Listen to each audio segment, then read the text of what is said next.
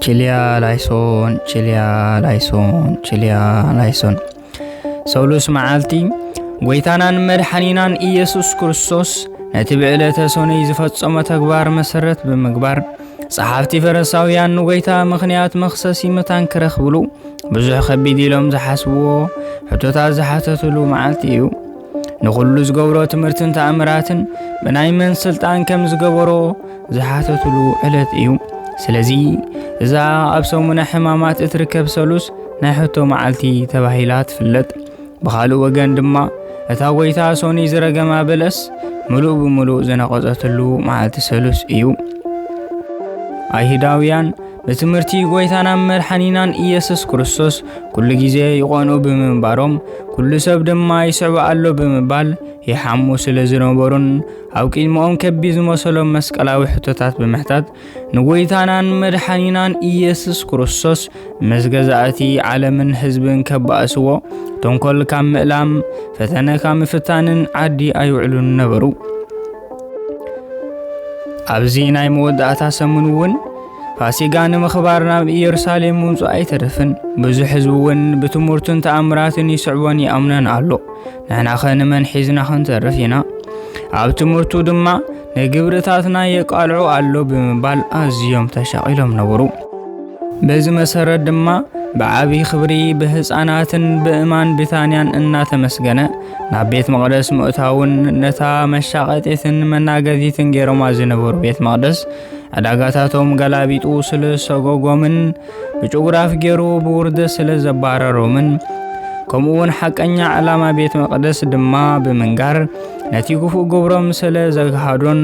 ስለ ዝወቀሶምን ኣዝዮም ተሻቂሎም ነበሩ ስለዚህ ከአዩ አይሁድ ሊቃነ ካህናትን ዓበይቲ ህዝብን ነቲ ምኽሪ ሞት ክሕግዞም ዝኽእል ዝበልዎ ነገር ክሰርሑን ምኽንያት መኽሰሲ ከናድዩን ሓዲሮም ንጽባሒቱ ሰሉስ ሕቶታት ዝሓተትዎ እቲ ሕቶ ድማ በየናይ ስልጣን እዚ ትገብር ኣለኻ እዚ ስልጣን እዚ መን ሃበካ ዝብል ነበረ ወንጌል ማቴዎስ ምዕራፍ 21 ካብ ፍቕዲ 23 ክሳብ 27 ወንጌል ማርቆስ معرف 11 ካብ ፍቕዲ 27 ክሳብ 33 ወንጌል ሉቃስ معرف 20 ካብ ፍቕዲ 1 ክሳብ 8 ክትውከሱ ትኽእሉኹም ነቲ መስቀላዊ ሕቶኦም ክምልስ ከሎ ብናተይ ስልጣን እየ ዝገብር እንተበለና ምስ ረማዊ መንግስቲ ከነባኣሶ ኢና ዝብል ነበረ ምኽንያቱ ዕዳጋን ንግድን ክትክእን ክነቅልን ዝኽእል ብኸምዚ ዓቢ ምስጋና ክምስገን ዝግብኦ ንጉስ ክኸውን ኣሎ ብምባል እዩ ነገስታት ድማ ብስልጣኑ ዝመጽእ ከምዘይጸውርዎ ርዱእ ነገር ምዃኑ ኣብ ልደት ጎይታ ብሄሮዶስ ዝተቆተሉ 144,000 ዝኾኑ ህፃናት ምስክር እኹል እዩ ብናቶም ሓሳብ ድማ ጎይታ ካብ ምድራውያን ነገስታት ኣይኮነን ክህነት ካብ ዝግብኦም ሌዋውያን እውን ኣይኮነን ብኸመይ ደኣ ዕዳጋና ክብትን ሕግን ትእዛዝን ዘለዎ ትምህርቲ ክምህር ከምኡውን ተኣምር ክገብር ዝኽእል እናበሉ እዮም በየናይ ስልጣን ክገብር ከም ዝኽኣለ ክፈልጡ ደልዮም ተንኮል ፊሒሶም ናብኡ ዝመፁ ንሱ ግና ልብን ኮላሊትን ዝምርምር ኣምላኽ ስለ ዝኾነ ከም ወትሩ ክፍኣትን ፈሊጡ ሕቶኦም ብሕቶም መሊሱ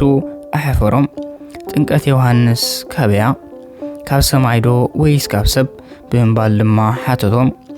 ንሳቶም ድማ ነንሕድሕዶም ተዛራሪቦም ካብ ሰማይ እንተበልናዮ ከመይ ደኣ ዘይኣመንኩሞ ክብለና እዩ ካብ ሰብ እንተበልናዮ ከዓ ንዮሃንስ ኩሎም ከም ነቢ ይቆጽርዎ ኣለዎ እሞ ንህዝቢ ንፈርሕ ብምባል ኣይንፈልጥን ኢሎም መለስሉ ጎይታ ድማ ኣነ ከዓ በየናይ ስልጣን እዚ ከም ዝገብር ኣይነግረኩምን በሎም ወንጌል ማቴዎስ ምዕራፍ 21 ካብ ፍቕዲ 23